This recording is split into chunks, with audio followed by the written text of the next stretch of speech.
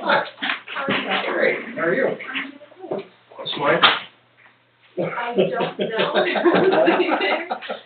You can pay it if you want to. Okay. I just want to say before we get started, I went to see the old mother, and he misses everybody here, and he wants to keep up the good work, and he loved being on the county. Good.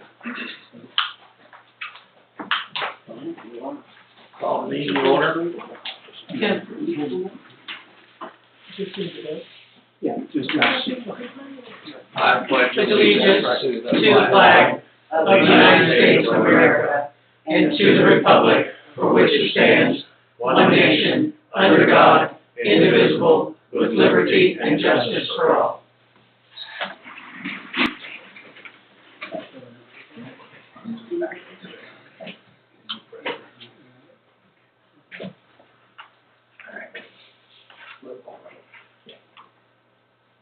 All right, roll call. Mayor Luma. Here.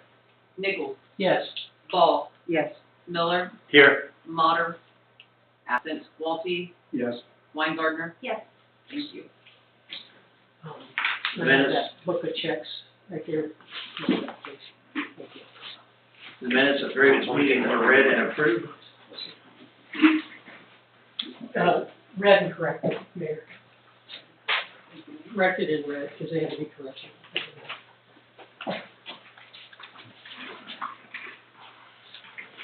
Fiscal officer report.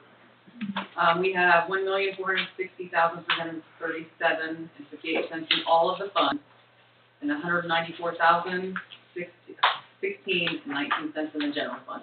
All right. We have the read. Motion was made by. So moved. Seconded by. Sorry. Pay bills as presented. All right.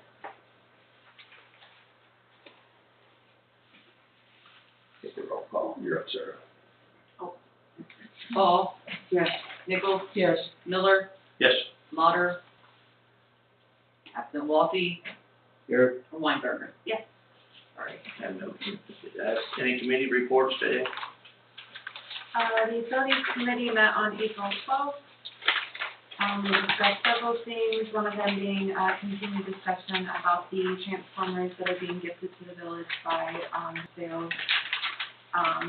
Aaron kind of shared with us how much that's going to save the village when it comes down to the substation upgrade. It's pretty significant. I'll let him talk about that in his report.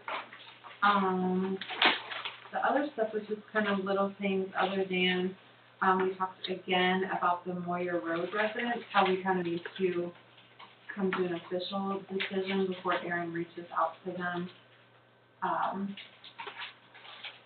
with our decision and the new format for the utility bills.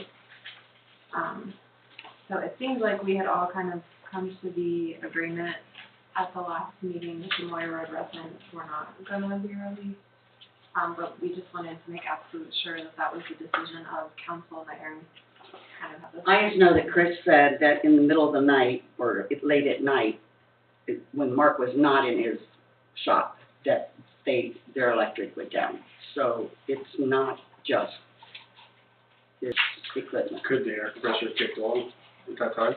I don't know. If it Just had- something you'll need to Yep, discuss. talk to him about it. My understanding, Aaron, and correct me if I'm wrong, but as I look back at the history of our discussions, and Bill, probably Councilman Motter had the longest history, I think, in terms of being around. Mm-hmm. And he indicated that several years ago, even when it was a Board of Public Affairs, they ran larger wire out that way. They've done all kinds of things, and what it feels like to me, in listening in the utilities meeting and listening to Mr. Motter and everyone else, is that the village has done really just about all it can do without expending a whole lot of money for a larger transformer. Was that the only other option?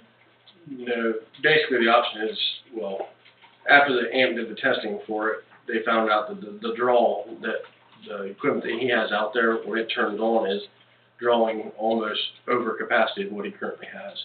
So he would have to go from a 200 amp service to a 400 amp service that and the wire up the pole and to the transformer would be on his dime to pay.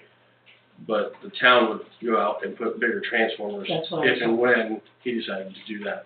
The other option is just to put soft starts on, so it slowly started up, so that way when it didn't have that big draw. The big draw, in Amp's opinion, was the reason of the fluctuation of power. But is there anything on our side of the electric that we can change at this point that we haven't already changed? No. No, we looked at and putting other components up there, and they said that wouldn't suffice the amount of pull. Did AMP give us a written report on their Just evaluation? Can we get a written report for them for the record? I'm sure we can, yeah. Yeah, I think that would be beneficial, so that, and we can share that report Absolutely. with Mr. Ball, and so that he has it in writing. I'm pretty sure his compressor would not be on at night, so. Well, I don't know. Yeah. But there's only so much we can do. You didn't present him with these two options, right? No, I wanted to make sure that what council's decision was. Last we talked about it was table until we had AMP come in. AMP come in, they did their testing, we know what that answer was from them, and I just wanted, before I go out, I just wanted to make sure that where council's views are, that way I can give him answers and not leave him alone anymore.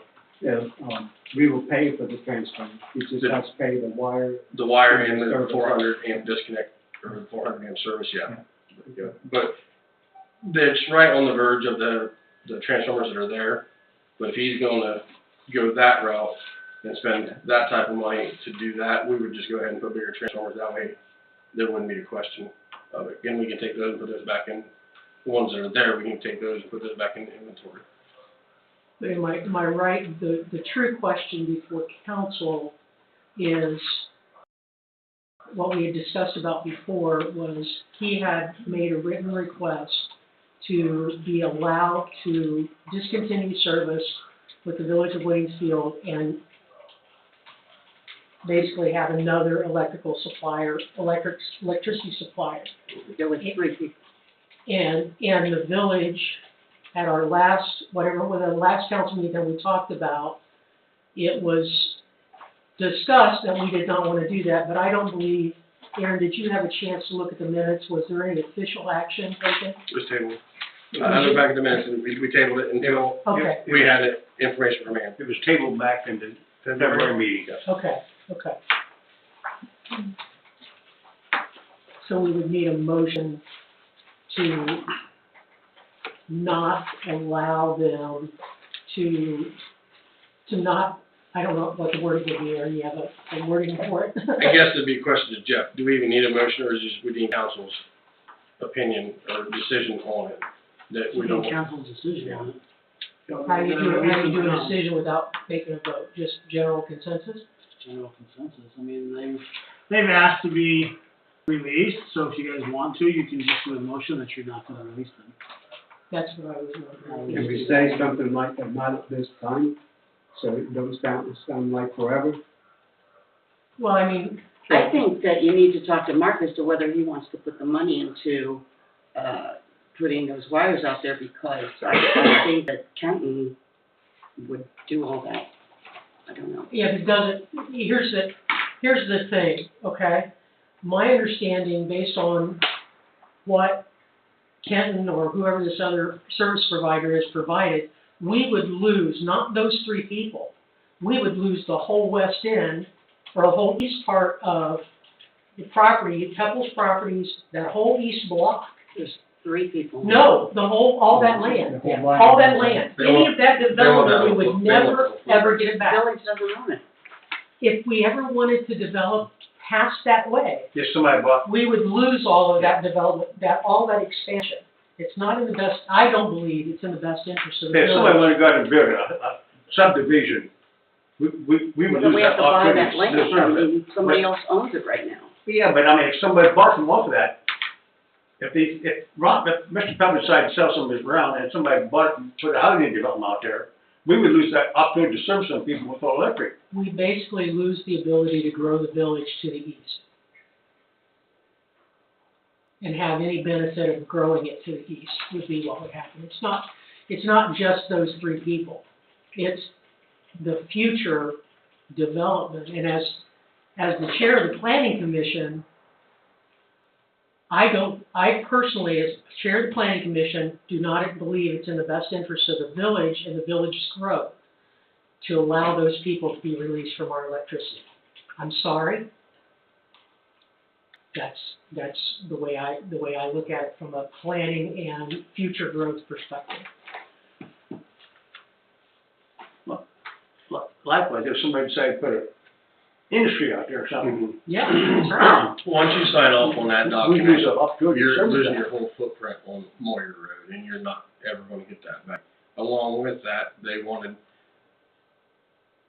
dollars Mhm. to take the Spangler property. Yeah. They wanted dollars to let those off of there, and they also wanted an agreement that they could run power through town. Yeah, I mean, it was more than just those three people. And that was coming from, The CEO of. Middle Ohio, that's it. So can I get somebody to make a motion that we not release them? I'll make a motion we not release them. Second.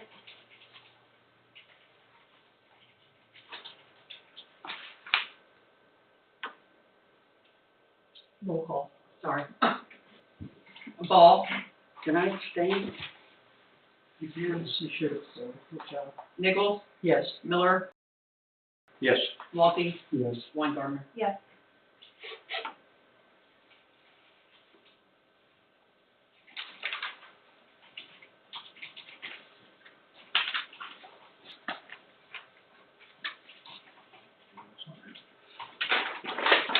The only other thing, that we talked about that I wanted to go over was just the new format for the utility bills.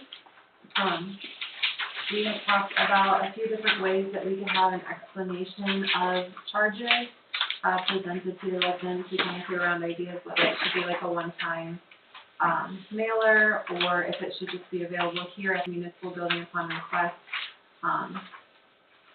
And we kind of thought it would be a good idea to have it printed on the back so that people can just kind of flip it over and refer to it anytime. And So that's the mock-up. working with MeetingLink, the asterisks, one of the three, there's basically three pieces that seemed like there was some, wanted more information on. So we put asterisks by that, and then in the customer message on the side, that asterisk says see back, and you can flip it over. So the bill will be darker, and it would be, if you will, ghosted on the back, it'd be a lighter print so it doesn't bleed through. And those are the explanations of those things. So did you decide you're gonna do this in perpetuity, or Yes, just I do this think we're every just month? going to. I really like this. I On think it's every much bill, better. we just put it on there, and it is what it is. Yes, I like it. So if council's good with that, we will proceed with the bills looking like what you guys have in front of you with the explanations of those things on the back. Can they remove that, on the graph, that The A&E, E and A, yeah, I'm sure they can, yeah. or just, I guess that's an explanation you can add to that, Aaron, I don't know, Well, just so they know what that means. and since I've been here, there hasn't been any times it's been estimated. And with the radio reads coming forward, there really is no reason to have an estimate, so. Lower left-hand side explains the A and E. Okay, the usage graph. Oh, okay, I'm sorry, I didn't see Yeah, that, thank you. I was looking on the back for the explanation. And that might make it better that when all they see is A's, it is actual, that Yeah. it hasn't been estimated. Thanks for bringing that up, Nick. Will that be changed when we get our electric meters? What's that? Well, when we get our water meters, would there be a need for the estimated? Shouldn't be, no. The only way would be if we're in that window of needing to read and there's a software problem. So it probably doesn't hurt to leave it on there just in case that something like that comes up. I'm just figuring that we will actually have, if we're doing it now the new way. Right, correct. So just, since we're talking about that, and I was reading through there, just so for the camera and for the people out there, It's a reminder that brush pickups will start the second Monday starting in May, and I don't know, does anybody have what date that is this month? The second Monday in May is? I turned my phone off. 8th, Is that the 8th? first is on Monday, yeah. So the first brush pickup will be May 8th, this coming May. Yeah, well, I had several people ask me if we were still doing it, so. Also, could that next line be highlighted about blowing the grass out in the street? I see more and more people doing that. They can't highlight anything. Okay. The only way, we talked about that before when it was in committee or council. The only way we could highlight is actually highlight by hand before they go in. Okay, all right. Are there repercussions for doing that? Well, there's a fine. Yeah. Right? Maybe that needs to be stated. Well, what is, Nathan, do you know? So typically what happens is, the first time we see it, we send a letter to the residents saying, don't do it again. That generally gets their attention. If they do it a second time, then they'll be issued a minor misdemeanor citation, which is $125. Should we not We have state that? people doing this. We do have people doing it. And we've generated a couple letters already. There's an ordinance there. Does it say what the amount is in the ordinance? It's 19-6-2, yeah, I believe the first offense is a minor misdemeanor, the second offense is a misdemeanor of the 4th degree, which actually carries a jail time of up to 30 days, becomes a mandatory court appearance. I think probably after the first ticket, it would probably rectify itself, but they continue I blowing mean, yeah. stuff It's out been- the I'll road. get updated. It just, It's nothing No, new. How, No, it's not been updated. it's been since. No. 2019 was when this ordinance was put into effect, because there wasn't anything in the basic code, so they passed the ordinance then. And atypically, if you see somebody in there for the first time person, you'll roll up to them and say, hey. Just had it happen Friday. There was a guy who was mowing out into the road, and so I pulled up, and he had his leaf blower and was actually blowing it out into the road. And he said, "So I'm just trying to clear the sidewalk. I'm going to blow it right back up into the tree lawn," and which I don't know if he was or not, but I called him out, and he did blow it back up into the tree lawn. So, That cover your sidewalk again then. well, yeah, he can blow up clear up into his yard. I don't care. Yeah. But, I mean, he was fine about it, and I handled it, appropriately. But, yeah, I just noticed a house today on North Westminster Street that was blown out into the road, so they'll be getting a letter probably tomorrow, so. Because it really gets into our storm sewer system. I mean, more than anything, people say, well, it's only, 6 inches out into the road. Well, that's fine, but when it rains, it all goes down into our storm sewers and clogs up the line. And it's a hazard for motorcycles and. It is, if it gets out far enough on the road, certainly. You see that more out in the country, but, it's for our infrastructure, it really impacts that.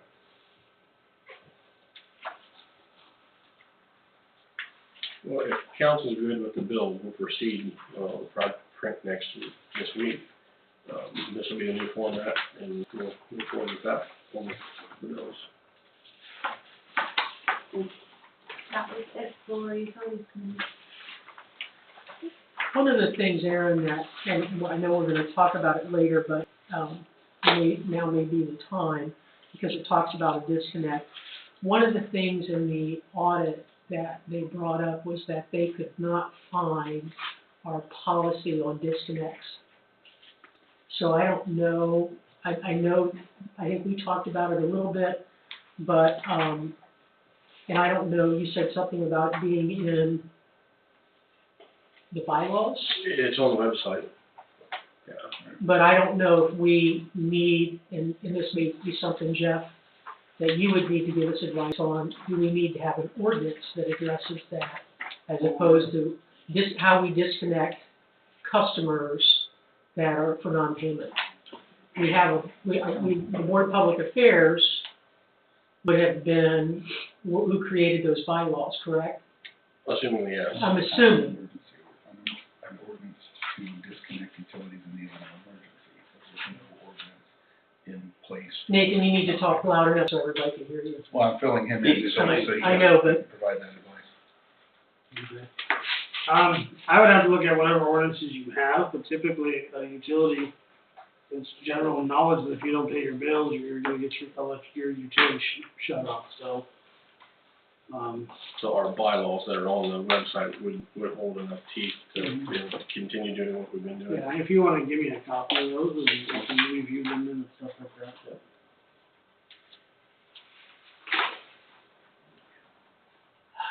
Any other committee reports? Yes, finance committee met last Wednesday evening. I kinda turned it over to Aaron, he discussed about the meters and stuff, and that the village had received $25,000 grant, to help with the meter, putting meters in, buying the meters. And we also discussed about, instead of, and it was our opinion not to go to the bank and borrow the money, if we could borrow it temporary from the sewer fund or something like that there, and it gets paid back. We kinda come to the consensus of doing it there, that would save the village some money.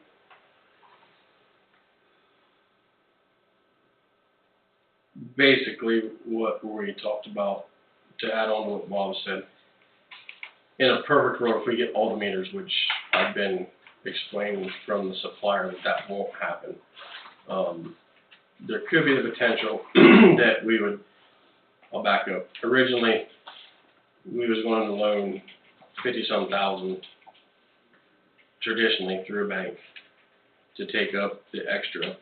After getting the $25,000 grant from the county that can go straight towards the the water meters, now we're only looking at about $15,000 of a loan. So it doesn't make business sense to take out a loan for $15,000, pay the interest and all the fees with that, when we could potentially take it, if needed, take it out of the general fund, pay that back. That is a, what, Sarah? An advance. An advance from the general, loan. and that gives you, it's a 12-month advance. So if you took that advance out in October, the water fund would pay that back by the following October. There is certain cases where the auditors will let that go longer, but being that small of amount, if needed, that is options versus going and taking the traditional loan revenue. Again, the way it sounds, I just met with them last week, the suppliers. It looks like we'll get from 50 to 100 a month starting in May, April-ish. So we've got 340, 380 some meters. So it'll take several months to get all those. So we might be having this discussion before it's even needed, but thought it was relevant to bring it up that if and when it might make sense to borrow our own money from ourselves and not pay interest on it, especially with the way interest rates are, versus taking out the traditional loan. So 50 to 100 meters a month, is that what you're saying? Yeah. Or 50 to 100, Correct. somewhere between there. Mm-hmm. So they get an allotment of, just say, 1,000 meters, and they look at who has orders in for those, and if they know that we can only put in 50 a month, they'll give us 50. Mm-hmm. If there's another municipality that can get 200 in a month, and they've got 10,000, they'll get them 200. Mm-hmm. That's how they're divvying it up with the way Sure. the Give market everybody an and all opportunity things. to be able to work. Correct. How would the payments be set up to pay it back? If you just take the amount and divide it? Yeah, so you take that 15,000, divide it by the 12 months, and we would just take that basically out of what the revenue we get coming in from our water and sewer bills. It'd be just on the water side, because the sewer side, that 50% is already used up. Would the 15,000 be available in the sewer fund? Because I read in the finance that you'd originally said, talked about taking it out of the sewer fund, and then there was a comment about it could also be charged, it could be done this way through so there was two options there. That was something that Sarah and Laura were gonna look into as we got closer and if it was needed, because that was the idea, not to mess with the general fund since it is so small. We have more flexibility in the sewer and electric fund. If you're gonna loan from one of them, to loan that way, they had to look and check in with auditors and the county to see once if they could take it out of other accounts. The other thing we didn't know at that meeting, that was Wednesday, Thursday, I got a letter from the county The other thing we didn't know, we knew that 25,000 was granted, but we didn't know what, it just, in the first letter, it just said it was going to be available this calendar year. So Thursday, I got a letter saying that it's available, but you have to pay for it, turn the receipt in, and then they'll reimburse it. So. We have to front the money. Yeah, which is fine, because we have that, so, on the first 25,000, if we would go ahead and pay that, and then turn that into the county, that 25,000 would come right back. We didn't know if it was gonna be, you know, if we was gonna need the money in November, and we couldn't get it till December 25th, whatever. So now that we know that, again, that makes it easier, that 15,000 might not even be an issue. When we did appropriations, Aaron, for the, when we did appropriations for the appropriations bill, and we did the, sewer enterprise fund, would your intent be, if we took it out of one of those, which one of those accounts were you thinking it was gonna come out of? The enterprise fund, or just? It'd either be the enterprise or the R&I. I would suggest if we ended up needing to go that revenue, I would take it out of the larger of the two, Because we had, Which is R&I. probably the other one. Okay. because in our utility improvement fund account and appropriations, I had notes out to the side when I met with you and at that time Angie, Mhm. that there was $5,000 for the meters out of the sewer repair and 14,000 out of the water repairs for a total of 19,000. And then out of the sewer operating fund, I had a note off to the side that there was 65,000 for meters. So that all, which makes sense because that comes up to about 109,000. So that if we were looking at the $50,000 loan, that's where that came. So would we, I guess what I would like to see, if you could, when you bring this back to us, if you could put where the money was coming from. Originally, this is where that 100,000 was coming from, and now I'm proposing Taking it from here. taking it from here, these funds, so we know exactly Yep. which funds we're Yep. looking at. That would be very helpful Yep. for me as I begin looking at it.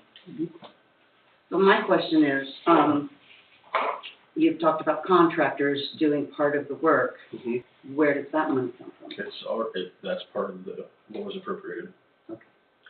But where is that coming from then, out of the, because I'm not sure, I guess, when I look at what my notes were from you, the 65,000, that 109,000 that I just quoted, where is the money, the funds appropriated for paying those contractors? We just put that in part of the budget, or part of the meters, basically part of the cost of the meters.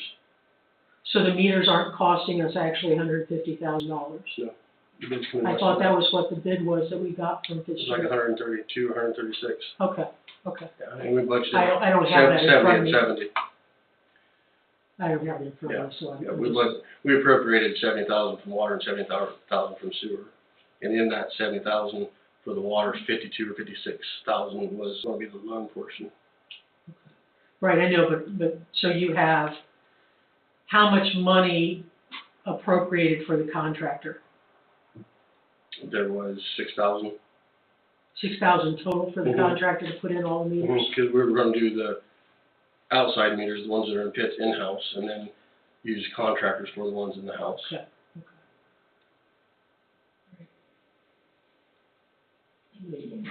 The one fund, some of the money was coming, was 5101,850.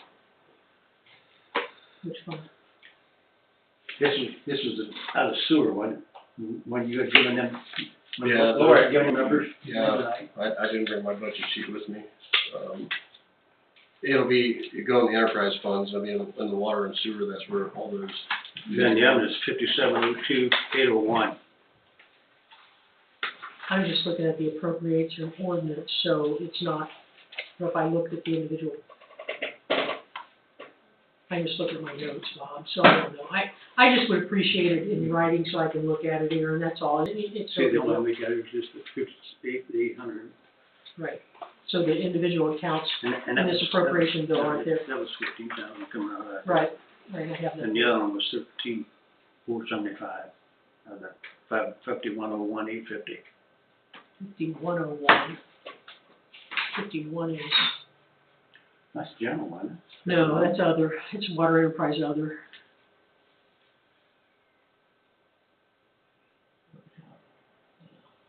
Well, if you can just get that, I think that would help, at least for me, it would help me understand better where we're taking that money and how we're moving it around.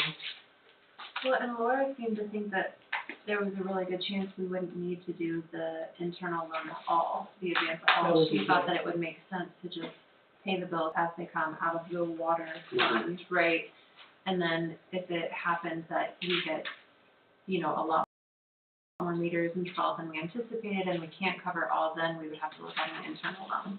Yeah, and I can see that if we're only doing 50 to 100 a month, and then as the problem is we're not gonna be generating any additional revenues Not until they're all in. Not until they're all Yeah, in. Unless, and I'm gonna go back to here, knows exactly what I'm gonna say, unless you put in first the meters we know are broken. But that money, agreed. But that money, the extra money that would be coming in has to go to the sewer fund. That's Because the most money we're gonna generate from the meters is billing per 1,000 on the sewer. So that'll go to the sewer fund, not the water fund. The sewer fund, we're good with the dollars, it's the water fund. Yeah, but The meters could lack the dollars on. So have these people even been billed? yeah, they're paying the base rate, But but they're not paying for any excess. So some of the accounts that I saw were non-residential accounts. They were business accounts, so. I've said it till I'm blue in the face, and Any other committee? All right, let's move on to the police report. Property maintenance updates, 205 East Mulberry Street, fees are set to be assessed for the property taxes around the 1st of May. That's pretty much it on the PMC side of things. Call volume, as the weather has started to warm, our call volume has increased. This is fairly typical in the springtime. More people are out moving around, and that typically translates to more calls for service. In the next month or so, tall grass notices will be generated and sent to properties in violation. Usually those in violations are sent to vacant properties, but from time to time that isn't the case. We're also seeing an increase in the amount of traffic going through town. Again, this is normal as the weather warms with the racetrack running, folks going to and from Indian Lake, and people traveling in general. The community development team met on April 19th, and our village administrator was present and introduced himself to the team. The CDT also wanted to discuss some ideas in the park. We spoke at length about several projects the CDT may be interested in pursuing that would enhance the park, which would include the possible funding options as well. The village administrator and I plan to meet with the Parks Committee once we get some of the logistics worked out. The CDT is excited to work with the village administrator and village.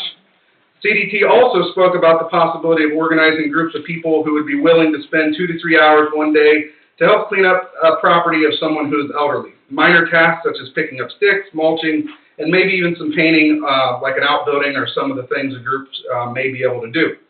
Just after our meeting concluded, the village administrator and I took a tour of space that is currently being renovated in the school board office building.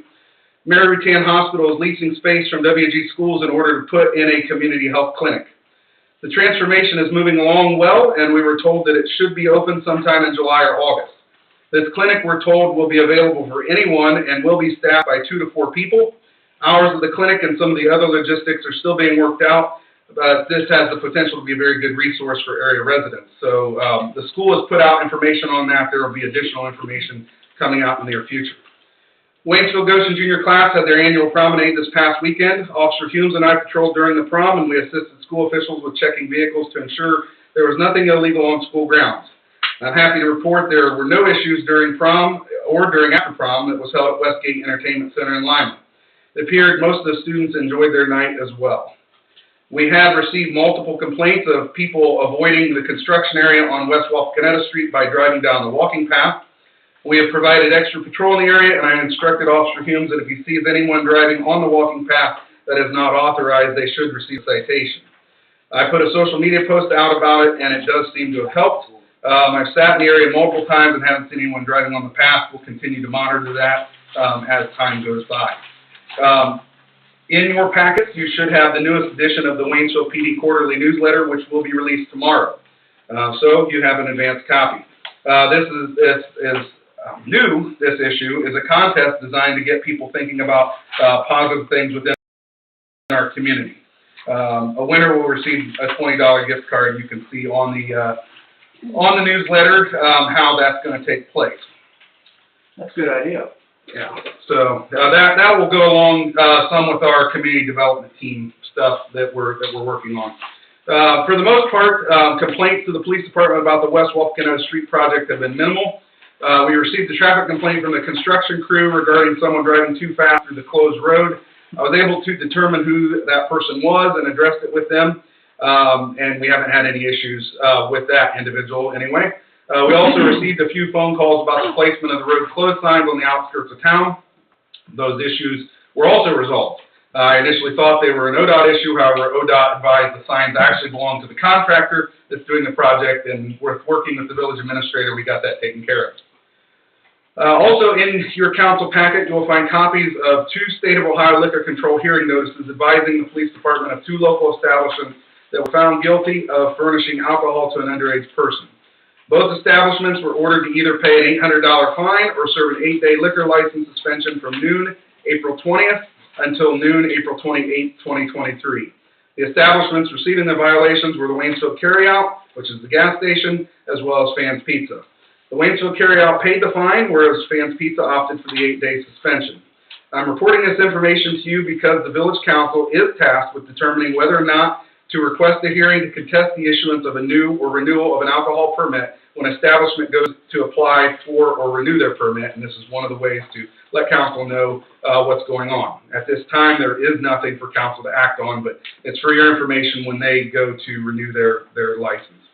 And just as a clarification, this is not a new incident. This is the incident that you reported on that actually occurred almost a year ago. Correct. This is a previously I previously reported this to council. We received some negative feedback that we reported this without there being a conviction, which was dealt with, but there in fact was convictions on both establishments. And that was underage tobacco at that time, wasn't it? That's a separate issue at the gas station, but the 2 violations that resulted in the fine and suspension came from underage alcohol. The last information I have to report is some good news. In your packets, you'll see a press release I recently issued. Waynesfield Police Department has been awarded a plaque for excellence in law enforcement policy management. For the 2nd year in a row, we've been awarded the highest honor by Lexipol Connect, as the police department has greatly exceeded all Lexipol's minimum standards for consistent and effective policy dissemination, timely policy updates as laws change, and officer training. We work hard at staying in the forefront of keeping our policy current and training to know our policies and procedures. And here is the plaque. If you want to pass it down, it's fine. But that's the plaque we received. We'll display that in our office. Nathan, I have a couple of questions. Sure. First off, on your community development team, Waynesfield's 175th year anniversary is July 6th of this year. My birthday. My question, I guess, to council and to you, because it was brought to my attention by a citizen that this is a date we should be doing. Should the council and the mayor be planning something, or do you want the community development team to maybe plan something? But I think we should do something. Yeah, I think this would probably be a committee for the council, an ad hoc committees or something along council and mayor's line, just because the community development team is designed for the entire school district, and I know everyone from the school district could partake in whatever activities, but this is a village issue. It's actually, I think, a county issue. I think it's because doesn't the county have something going on? The county celebrated earlier this year. They celebrated. I thought it was 200, maybe 200. Maybe 200 already. But ours is we have 175 years. July 6th, 1848 was when we were supposedly. I mean, if No, council, no, no, somebody different. if council wants to celebrate my birthday that day too, that would be fine. Are you 175 years old? I'm getting there. Some days I feel like that. So that's something that, My older me then. Yeah, right. I think, Mayor, if you wanna do something, then, I think that's something that we need to think about. That was one issue. And it's, that's quickly gonna be upon us. I just think the Lions Club is gonna do something too. Somebody from the Lions Club said something to me about it. I mean, if you got, most of you remember the Sesquicentennial, they shut down the square and had to go through ODOT to get those permits and everything, and they did, I think it was a 3 or 4 day event. We are gonna be able to do I was gonna say, July's coming up pretty quick, so, this probably should have been looked at a year ago, but yeah, maybe there's something that can be, We'll use that street.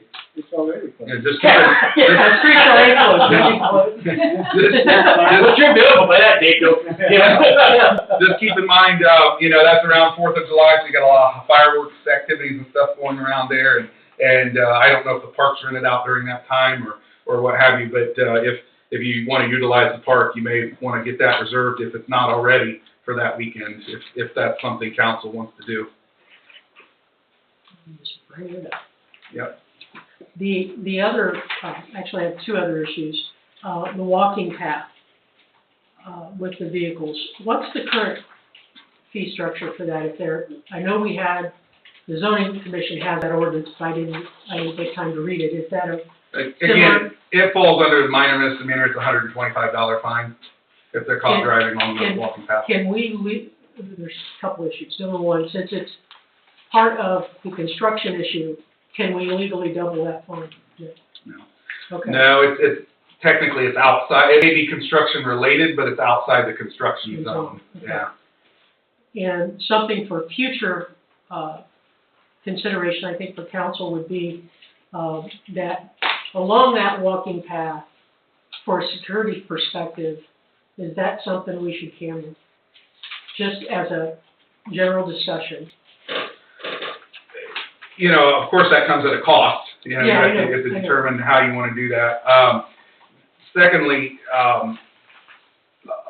this is just my opinion, I know at one point in time, there was talks of lighting the walking path, using a way to light around there. Sometimes that acts as just as much impact, or at least if you do put cameras out there, the lighting would help with that, Sure. from that standpoint.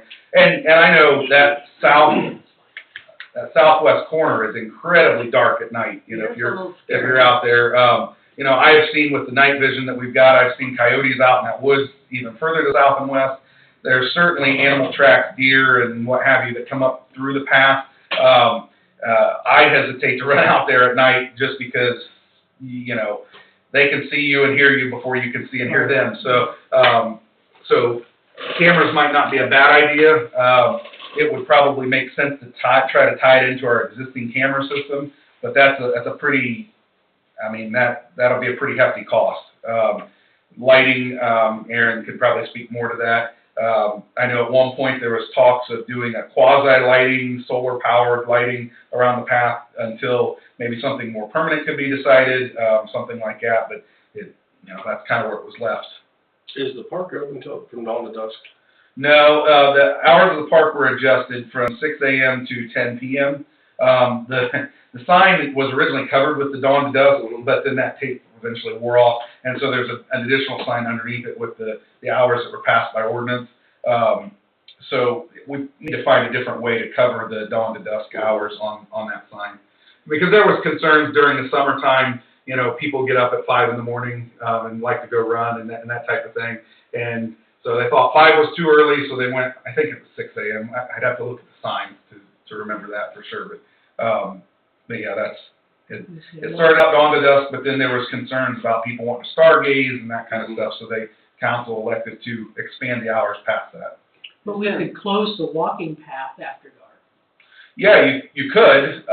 You could enforce it, then you get an enforcement issue. Right, yeah.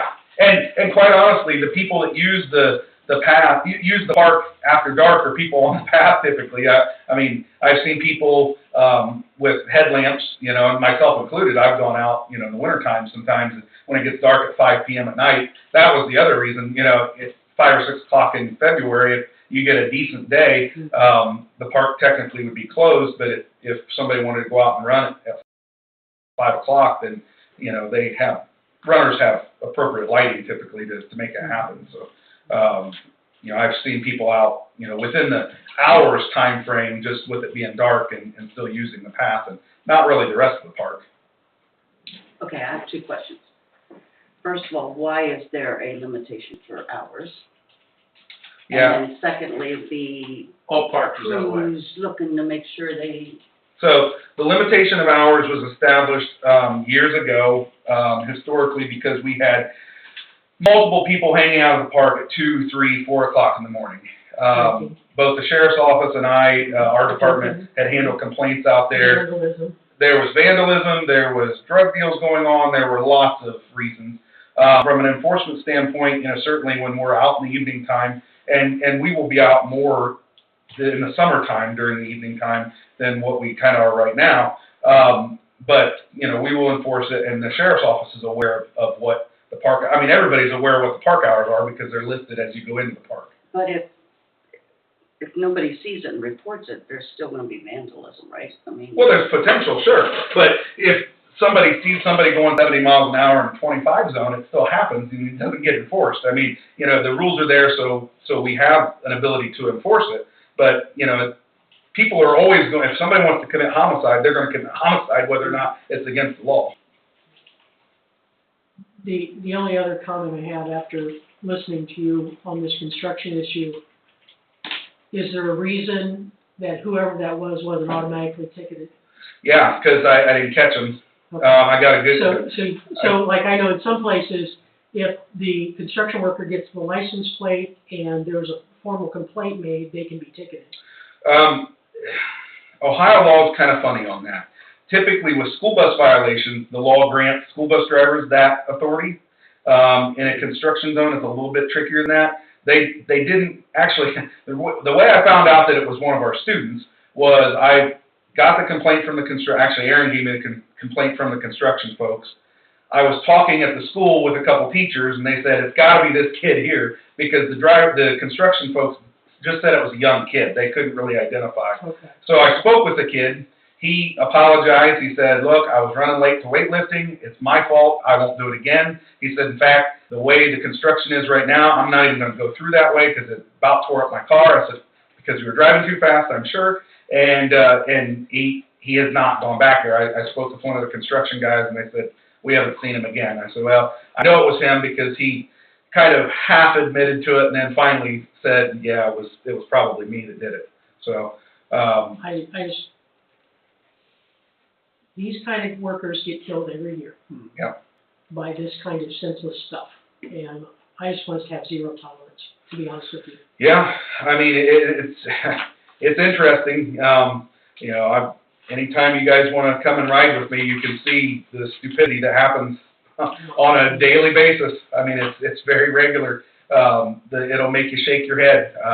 I had, just as an example, in the last couple of weeks, I had a car, this person was having a medical issue. I won't go into a lot of details, but he was driving right straight head on towards my cruiser. And, you know, we got him the help that he needed and everything, but you drive long enough, as everyone knows, you'll see it all. I do have something to say about the construction and Dollar General. I had some citizens come to me and said that Dollar General did not give permission for people to park there. Did we go there and talk to the manager of Dollar General that they can use Dollar General I parking? talked to them several times, Okay. and I'd never asked them about their parking there. A couple folks that I know have been parking there, that I know the construction crew talked to, I just said to them and the construction crew, you might just make sure it's okay to park there. Yes, but I was informed that the manager at the Dollar General says they're lucky and the potential to be towed. So I think we need to address that because it's not actually going the way that I understand that. But you gotta remember there's not just me being affected. Mm-hmm.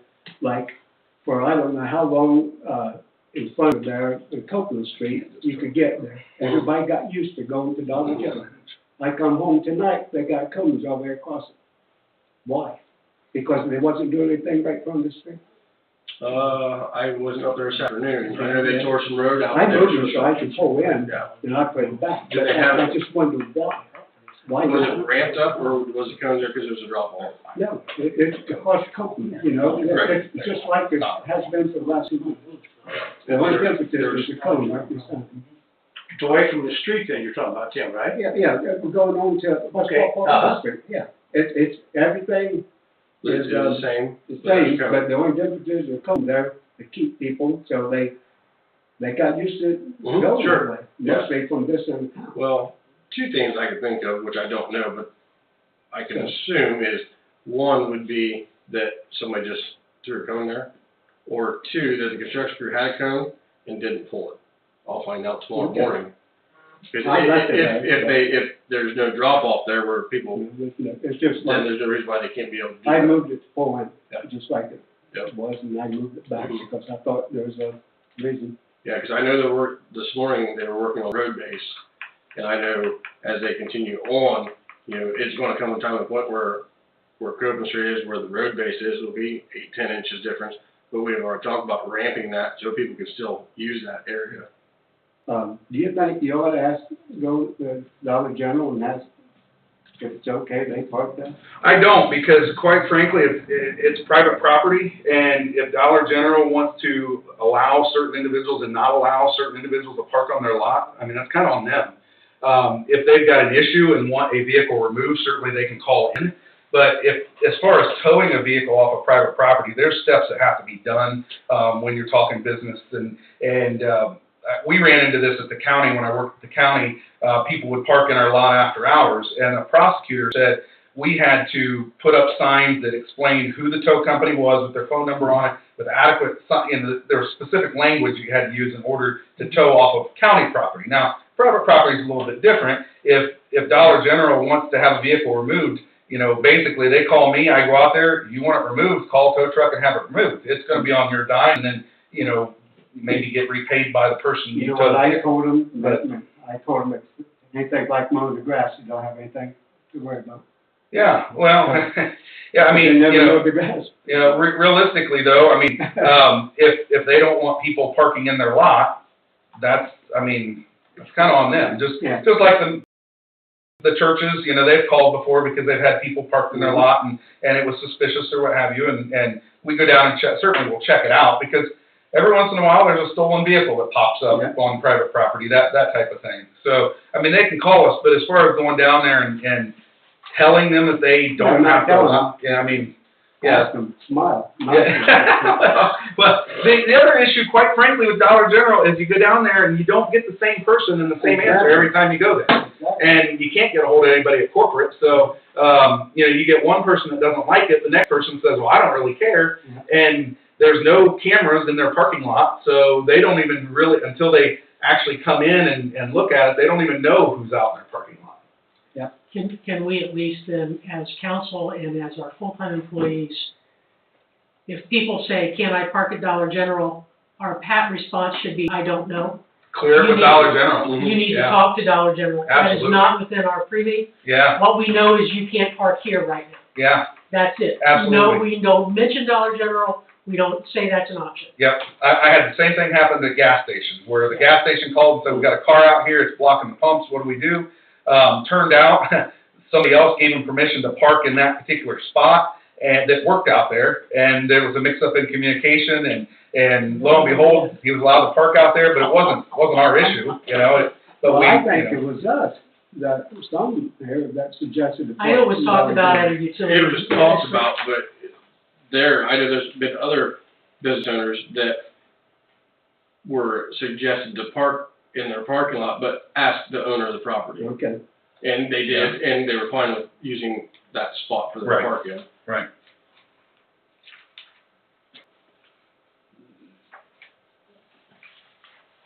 All right, let's move on to administrative report. Okey-dokey, well, we had a lot of stuff on the committee report, so I'll just tick on some highlights on what I've got. In the packet last month, and then we had a I wanted to tap the brakes a little bit, and we have a revised one in this packet for the solar ordinance. We need to move forward with that, in my opinion. Solar is only becoming more prevalent, and the town needs some protection on that. There is a lot of information in this package. There's the ordinance, obviously. There's an interconnection agreement between the village and whoever will be putting it up, and then there's also the application. So basically, if somebody wanted to come in, they can take the application, fill that out, and then, we go from that step to the interconnection agreement, go to that step. Based on that, they all follow what the ordinance says and spelled out. On probably the biggest thing that I think was probably some thought and concern, on the interconnection agreement, if you go to section 8, that's where the meat and the bones, I think it's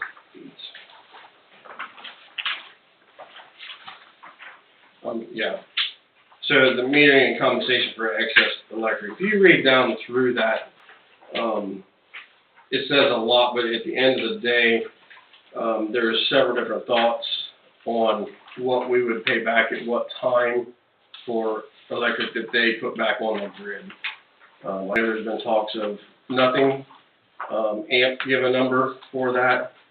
The problem with AMP's number that they give per kilowatt hour, that would have to be looked at every year based on all the things that are included with that, from transmission fees to labor, everything that goes along with that. So I guess my thought would be at least get a first reading on it, gives folks time to look at it. It's 2 more months. If there's questions or things that need or want to be changed, and then we can, I don't want to overwhelm anybody. Just first of all, look at it, look it over, and then when we get next month, we can look at the section 8 and have an idea of what the payback would be on that. Everything else is pretty much atypical. Jeff looked over it, AMP's looked over it, I've looked over at it, and it's just pretty much plain Jane based off of what AMP and Jeff and myself come up with. The only thing that I saw in the one that you gave us before that concerned me was who was doing the inspections. Mm-hmm. And it said that someone from the village would be doing, did you address that issue? That would be AMP with myself. Okay. And if that's not addressed, that would still be myself with AMP here, because obviously I don't know. They're gonna know more than what you. Absolutely. That's I just wanted to make sure it wasn't somebody from the village, Yeah, no. If nothing else, it would be AMP, or at that time point, we would get a hold of a licensed contractor, a licensed electrician, and say, hey, here's our paperwork, here's what we request, have they checked all the boxes. And then it would, the only other thing was that inspection would be at the cost Yes. of them, not the village. Correct. Just so that language is in here somewhere. I'm pretty sure, Jeff, Everything is at the cost of the consumer. Yeah. It shouldn't cost the town anything for them once to put solar up. Okay. And that's spelled out pretty It's just gonna clear. cost you guys time to have them fill out the application, give them their permit and stuff like that, and you'll be okay. What if they have solar and it's not on the grid, they're just using it for lights and stuff? Well, you get into that portion of it, and they're very high, the people selling the solar are very high-pressure salespeople, to say the least. And I would suggest anybody that would be looking into that, be very careful, because they offer the moon when they don't know what their liabilities and what they can offer. I've not necessarily in town here, but I've already heard, the solar people come up and say, well, they'll give you 15 cents a kilowatt to go back on. Well, that's not the case. See, I guess I didn't explain, I know some people that have their electric and they, like their lights at night, they have solar panels and batteries and they run it off that. You don't use the meter of power, which stays there when you want. And there's language in here for those meters. They can be metered both ways, or they can just have a regular meter, but also in this language, they would have to have a type of disconnect so when the power goes out, that they weren't putting back on. Because solar, just because they use it at night doesn't mean it's not producing anything during the day. Yeah. And if we would have a power outage during the day, we want to make sure our people are safe and they have that disconnect on there. What does that mean here? Backfeed, so if they're producing electricity, it goes And you're back. working on something. And say we have a line down in this building, our generator turns on, there's an automatic transfer switch that takes the power can't go back on the grid. But if you don't have that automatic transfer switch or a switch like that, what you're not using will go back on the grid and you will kill somebody that's working on the lines. Well, there's meters and testers and everything else, but you may have tested it and it's dead, and 5 minutes later you're back up working on those, and that generator kicked on or the switch failed, and it's sending that voltage back into the grid. That's a liability. It does. That's why those folks put their life on the line, along with a lot of other folks, but No, I meant the people that are putting it into, yes, They're- yes, that's but you their rely on the equipment, you know, and there's certain things they have to check and do things periodically, you know, to make sure that it's tested, so that way everybody's safe.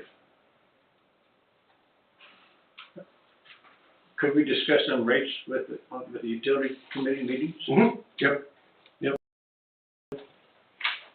and bring it back to the council?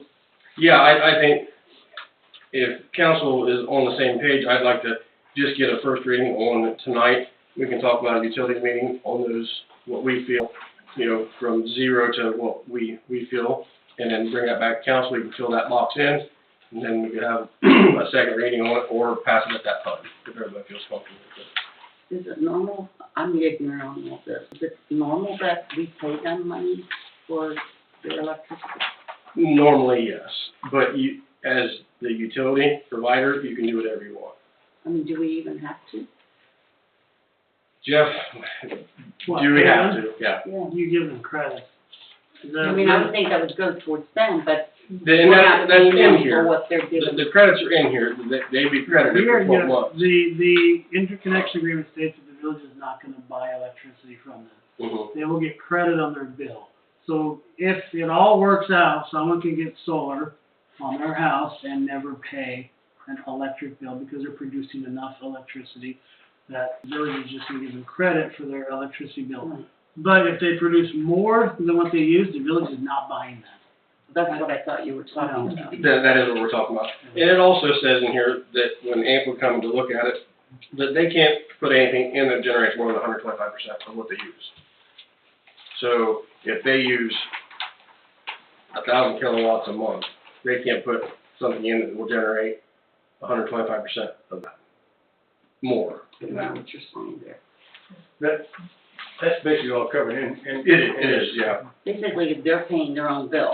and Right, We're but just saying. Yeah, at the end of 12 months, if there was a credit, as it's currently, we wouldn't pay that for that, it would just dissolve. But there are other options that if council wants to look at, they can be paid back. But you definitely wouldn't pay them what you're paying AMP for, because there's transmission fees and all the kinds of fees that make up that 13 cents. I just see that as being bad production. I don't know how the word, there's a word for it, but you're hurting yourself. Mm-hmm. Yeah. Yep. I'm for, you guys make any decisions next time, I'm not gonna be here because of graduation from my grandson, but Mhm. I'm not for it. Yeah.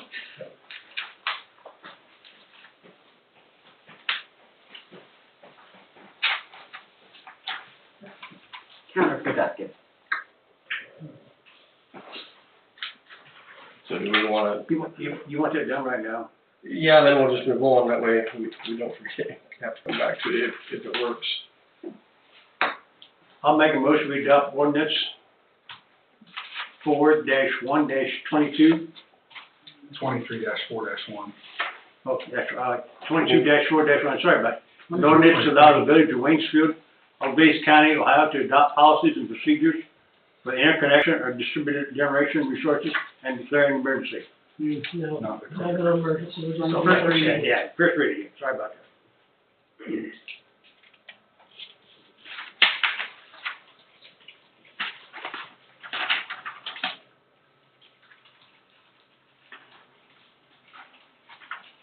It'll be 23.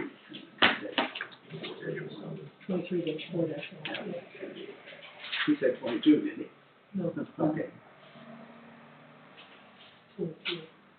2023, Bob. See if she gets caught up on typing. Must be my old age.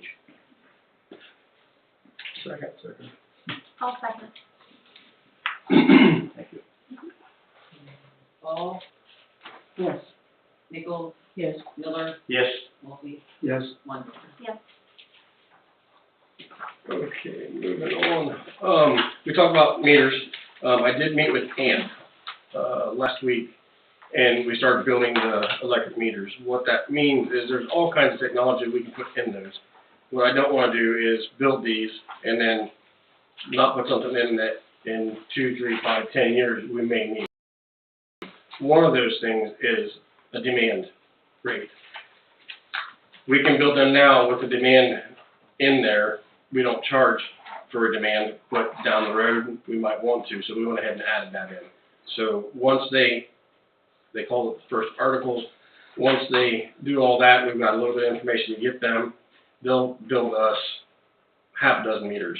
We'll put them in, make sure they work, make sure they look like what we want them to look like. They'll actually have the Village of Waynesfield on, they'll have our seal on it, be right on the meter on the inside. Once those are good, we put the order in for everything that we need. They are thinking that it will be within a year to get those back, as things are right now. Some of that has to do with the chips and things like that, so there's a very good possibility we won't see any electric meters this year. What does demand mean? It is the amount of electric you use at a certain time. So we're actually, does that mean like there's a high demand on air conditioners that you wouldn't be able to go any? No, that just means you're charged at a different rate. Oh, okay. it's like peak. Yep. That's what demand is, and, you know, I would suggest only to do that if and when we do a rate study, and if that was included in that to go like that. I do think that there are some places that have a lot of industry, they charge the industry demands, but they don't charge residents. 3-phase. Yep.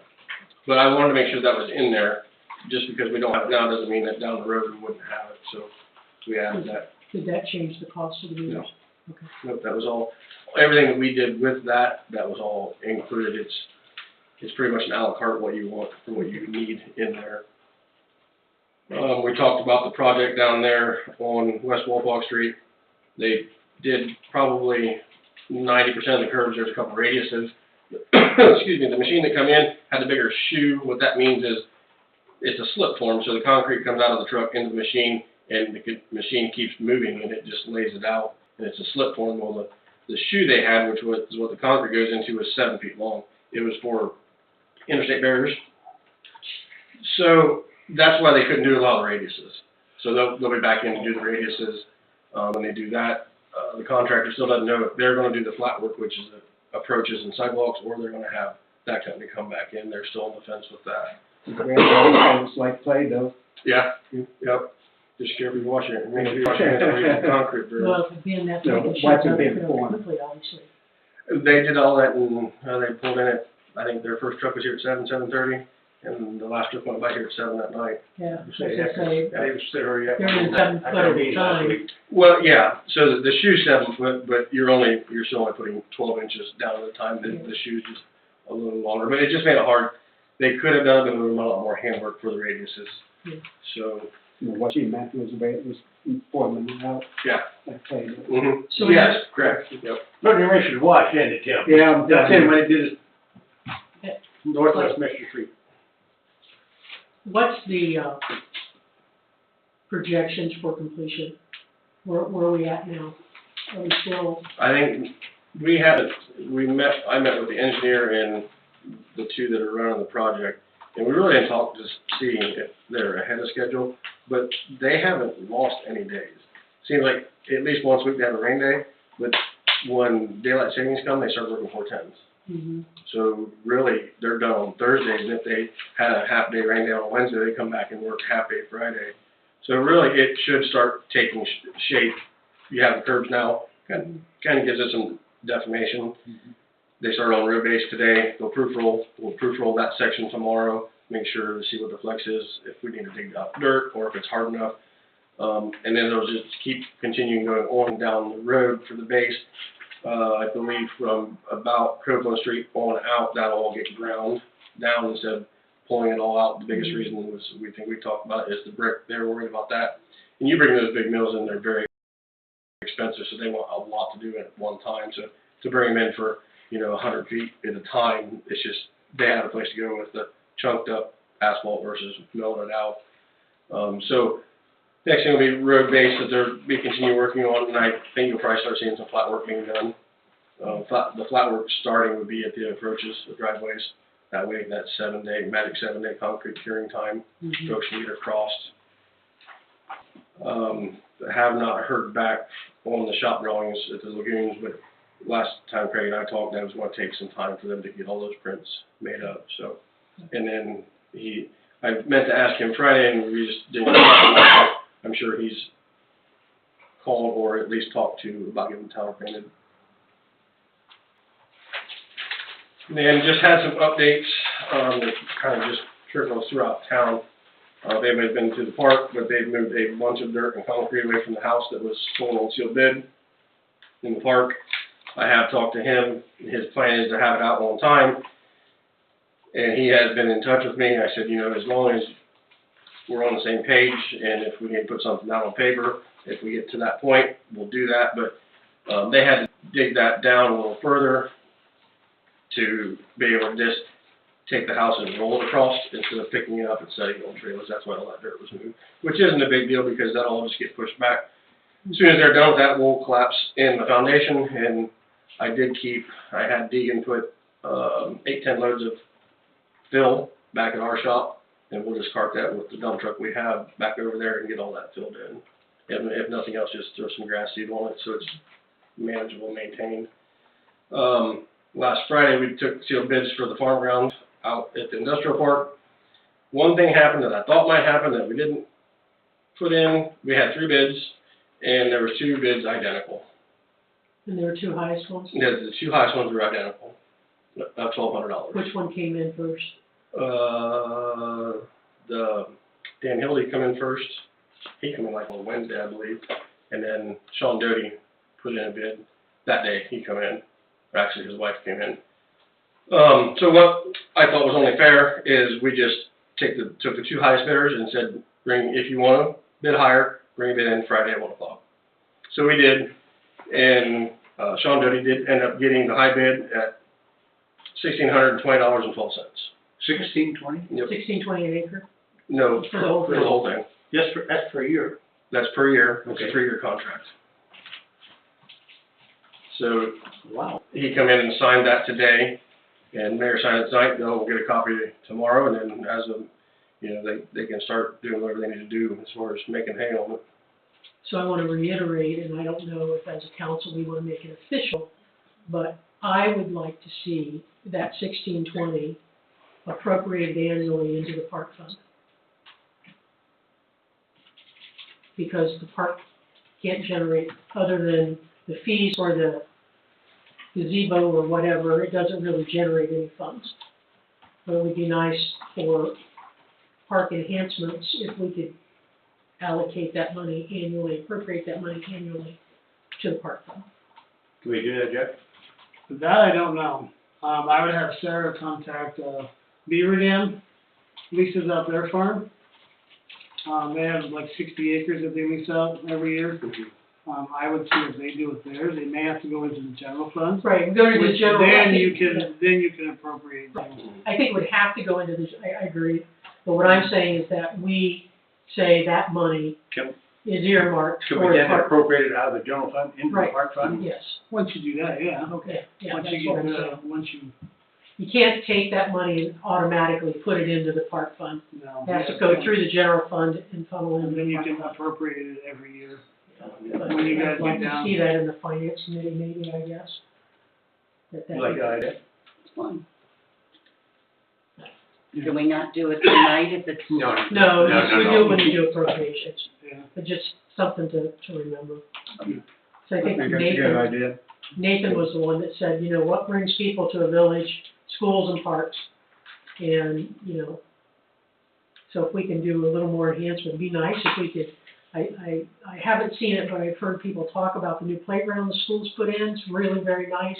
We've got the Looks nice and safe. spongy kind of stuff on the playground area, we've got Down at the park, we've got, rubber chips or something, you know?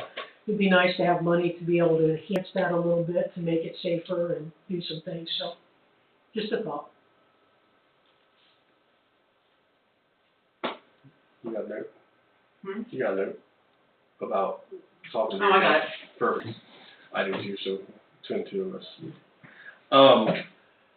The wishing box that council approved their last meeting, I did talk to for the Waynesfield FFA, and they got 7, when I talked to them, they had 7 weeks school left, and he thought they could slide that in this year yet. So hopefully by the end of the school year, they'll have the wishing box done. I took some pictures of other ones that are around, and they're gonna kind of mirror off that. And then Nathan and I kind of talked where to put it here, so it wasn't maybe directly in front of the windows, but still had a camera on it just for vandalism purposes. We did start the process for seasonal help. I did reach out to the FFA program, and he talked to some kids. There's one particular that he thought would put a job application in. I do have another job application, so depending on when the second one comes in, if it comes in, I'll probably start that process for. Well, I guess they're both seniors, the way it sounds, so it wouldn't be till after school, but it would be a good start. That'll help us with everything going on and install meters this summer, a little bit of extra help mowing grass.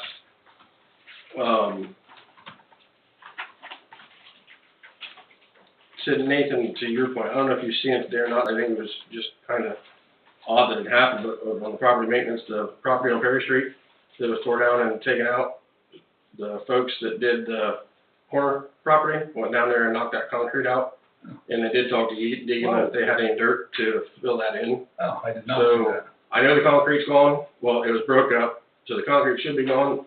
That excavating company said, as long as we're in town, we're leaving today, we can get it done. So you drive down Perry Street, that might look a lot different there.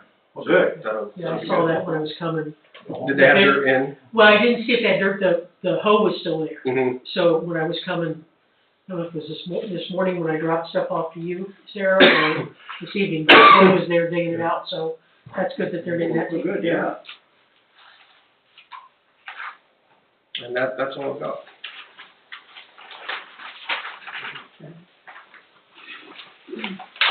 Mayor's Court report, there was $1,313 that was deposited in the general fund for the Mayor's Court account for the month of March. Any old business? Any new business? All right, Solicitor's report? I just wanted to bring up a few things. Been going through the audit. I don't know if you guys wanted to discuss that or set another time to discuss the audit. But one thing I heard Aaron mention that he was going to hire seasonal employees. One of your findings in the audit was the previous village administrator was hiring employees without approval of the legislative authority. So any employee that is hired, our ordinance has to be passed, hiring them and setting their wages and stuff like that before their start date. So we just need to make sure that we are adhering to that, because that was a ding on the last audit. So just wanted to bring that up.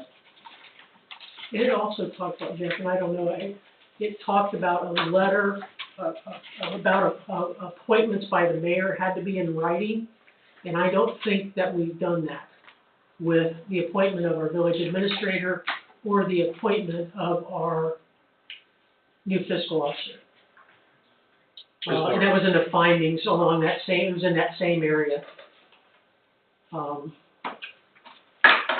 see what I would say on that. Sorry.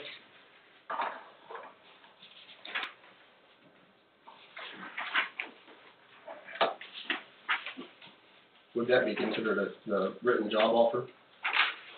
There has to be an appointment. What I read, and I don't know, what I read was there has to be a letter of appointment, like an official letter somewhere. That was part of, because that happened with the hiring of, by previous administration, the hiring of a full-time employee.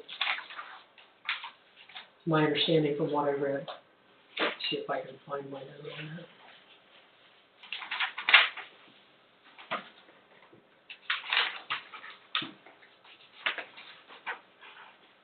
Well, there's the one section specifically addressing the village administrator. It says Right, it wasn't in that section, it was another one. Okay. I mean, you can count the council meeting minutes as in writing, because the mayor is making that motion to appoint someone, and then the legislative authority votes to accept that appointment or not.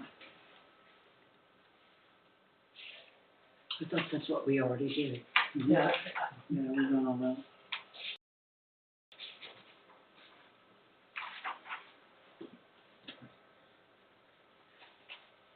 there was numbers, no, that's him.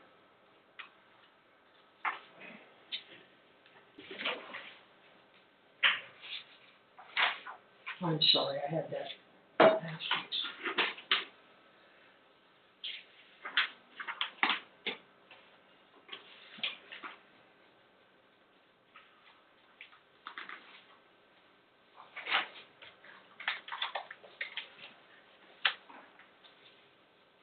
If we're on page 3, this is, it might be what you're talking about. Yes, item 2.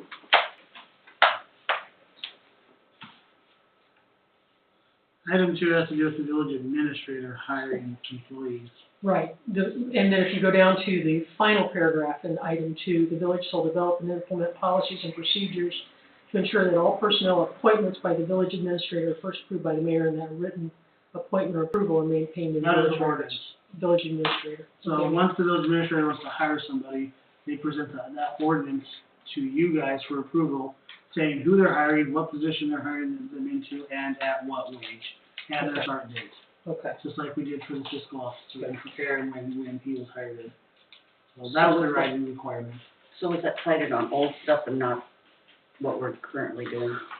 Yeah, then you gotta realize that this is from 2020 and 2021. So this is the old village administrator was hiring employees that were not being approved by the council. So any employee that's hired has to be approved by council. And that writing would be by an ordinance.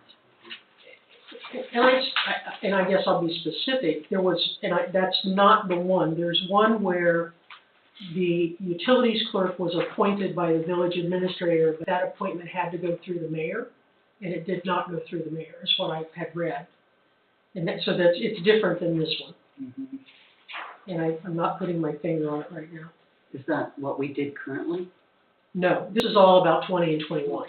But what we have to make sure of is that we're not continuing the practices that were in this document, that we're doing it differently. So, The biggest thing is if Aaron, as the village administrator, is gonna hire anyone for the village, it needs to be approved by council. So he obviously is gonna bring that to you guys in the form of an ordinance. And obviously, if he needs to hire a lot of people, you know, hey guys, it's seasonal time, we need to hire some people. You guys obviously are gonna give him carte blanche to go out and hire people, but he has to present that in an ordinance from you guys, saying, hey, I need to hire a couple people. And then he presents an ordinance with them, with their name, their position that they're being hired in, their start date, their wage, and then it's approved through you guys. That's the proper procedure. That wasn't there in the audit was, I guess the utility clerk was just hired and never approved through council. So let's see, summary findings, number 2. It's number that's the 2. one that we just discussed. Yeah, oh, there it is, the village administrator, yeah, it's the second paragraph of that. Yeah.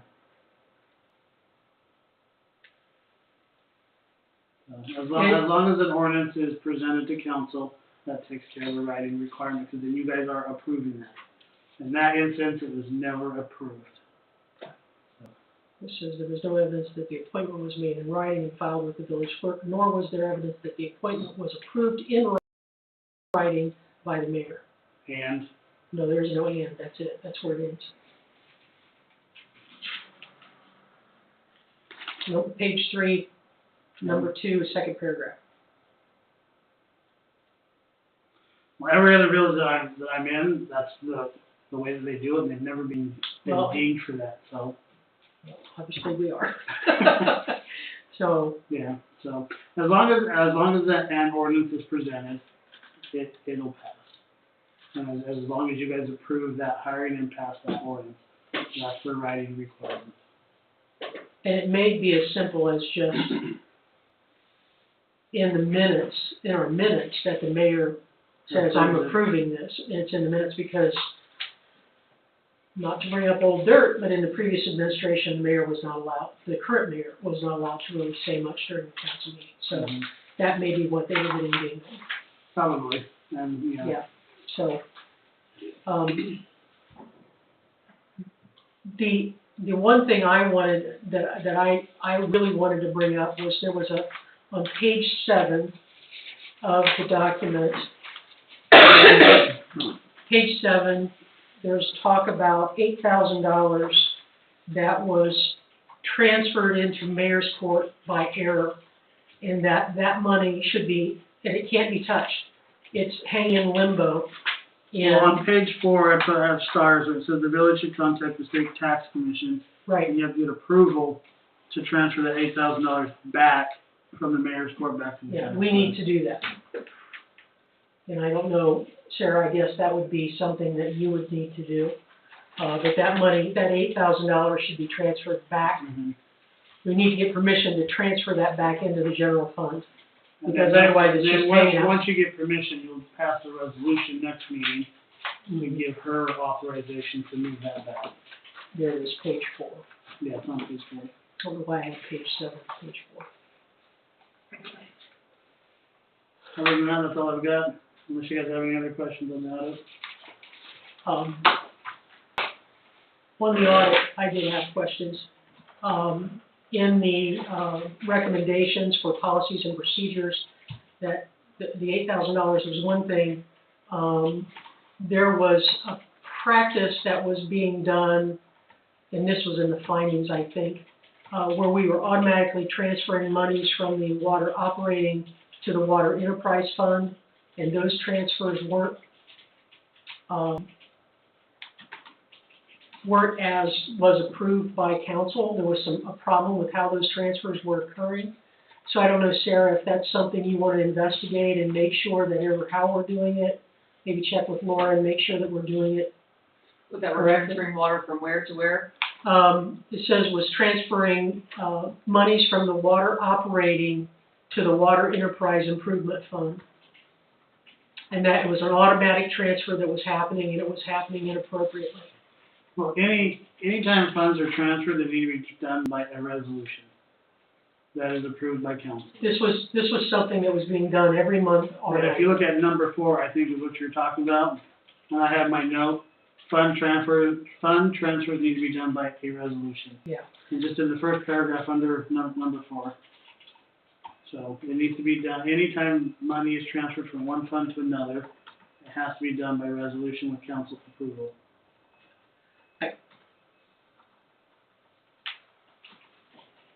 And I don't know if previous administration, previous fiscal officer was just doing it and then trying to get approval later and never did, I don't know. Yeah, it happened. Done that? It happened in 2018, it happened in 2021 and 2020. Monthly transfers from water operating fund, and from the sewer operating to the sewer enterprise. If you looked at, when I looked at the appropriation status, there was an automatic transfer of funds between those two accounts. And I didn't mark that on this month's stuff, but I think it might still be happening. So we need to pay attention to that. So does that just need a resolution number with it, and that solves that, or? Yeah. I mean, why are we transferring the money? It's- I mean, it's I actually- obviously, if you haven't appropriated enough, I understand that you need to move funds, you know, but why do it monthly? Why not move it? Why not try to figure out how much you need for the rest of the year? It's based, if it's the same one I'm thinking of, it's based off of bills. Based on billing. $2 off of each one, off water, off of sewer goes into R&I account, and that's what builds the R&I account. So sewer stays with sewer, water stays with water, so it's not moving water fund to sewer fund. It might be going out of a 810 to an 850. So I don't know, maybe could be the reason why that doesn't need to be, or was thought there didn't need to be a resolution? There was something in my council person's handbook that talked about that you could pre-approve transfers of money for a loan, like a monthly payment for a loan. So if you took a loan from the water account, from the water enterprise, then you would pay that back, but you had to set that amount and you could not transfer, the total amount of transfer could never exceed or be less than what you originally appropriated. And I think what this is saying is that it was $8,000 was to be transferred, but then a total of $7,200. They transferred a total of $8,000, but they only approved $7,200. Yeah, they transferred more than what was approved, and this has to do with the Park Enforcement Project Fund. So it's not talking about the water or whatever. And then in 2020, said the village approved to transfer $8,000 from the general fund to the custodial fund related to mayor's court. I think it's that $8,000 we had talked about. Yeah, right, that's one they need to get back. And it wasn't ever needed. And so it said, while the transfers were approved by council, the funds were not needed. Then in 2021 and 2022, the village made monthly transfers from the water operating fund to the water enterprise fund, and monthly transfers from the sewer operating fund and the sewer enterprise improvement fund. While the transfer amounts between these funds were approved by village council in the previous year, the amounts transferred during 2021 and 2022 were not consistent with the amounts approved. So if that's what we're doing is because of that thing, then we just need Whatever, a resolution approving the exact amount, and then when Sarah transfers, she has to stick to that resolution, what amounts are approved. yeah, I believe that everyone that I've signed off of when Angie was here and currently, it's always been like $600 or $500. It's always been the same, same numbers going in. It may, just to rectify this going forward, is pass a new resolution, and if you gotta do one every month, do one every month, just to check that box and save yourself, But you know? it comes, if we don't take care of it, it comes back on the clerk, and we don't want that. You know, we want to be able to do it right so that the clerk's So not. if Sarah knows, okay, I need to transfer $555 this month, how hard is it to pass the resolution? Type up a quick resolution, present that during the council meeting, you guys pass it, and then voila, she can transfer that. And if you do it every month, then there's no questions, there's no ifs, ands, or buts. Just to put a blanket resolution out there and say you can transfer $600 a month, well, if she transfers $602 one month, that's in violation of that resolution. See what I'm saying? So, however you guys want to do that, I mean, there doesn't need to be a motion or anything, it's just how council feels like they would like to rectify that going forward so it doesn't come up again. Because it seems like the council did pass resolutions, it's just, And she always did that every month. She would have transfer this money from this fund to this fund, and we would pass a resolution. Every time she had a transfer money, Angie done that. well, this is And saying that Joe did it before. this is That's what saying you're talking it was about, yeah. done, but it wasn't consistent with amounts approved. So, I'm assuming you guys approved her for $600, and maybe she was only doing $555, or maybe she was doing $605. She wasn't consistent with what you guys approved. Whatever, okay. There was an $800, for the year, there was an $800 difference in the amounts that was approved and what was transferred. That was one thing. That was one thing. And then the other one, they don't list exactly. There's three bullet points Mhm. that they're talking about, funds being transferred. Council did approve them, so we were doing the right thing, but when it came to the fiscal officer, the funds didn't match what was approved through the resolution. So my suggestion to solve that is when Sarah figures out how much she needs to transfer, pass that resolution to that exact amount. And I think that comes from being on a straight over there. You know, I believe it's per account. It's interfund, isn't it? It's for the R&I, it goes in the R&I, it's so much per account, so if we go from 600 accounts down to, 555, that number would change. So, it sounds like once a month, when there's a move. Once your dollar figure is figured out on how much you need to move, then just type up that resolution and present it to council at the meeting, and then move the funds the very next day after council approves it. So that way you're adhering to the exact amount. So. And, the other thing that's mentioned in here as a recommendation, and it's something that we've talked about in the past, is a, inventory of capital assets and a capital asset policy. We do not have one. We don't have any of that. I mean, Nathan's got an inventory, I think, in his department, but in terms of what we have in the utilities department, the water department, any of the equipment that we have, I'm not aware that we have a list other than what's on the insurance bill. But I could be wrong, Aaron. No, other than what's on the insurance, that would be your big ticket items. Yeah.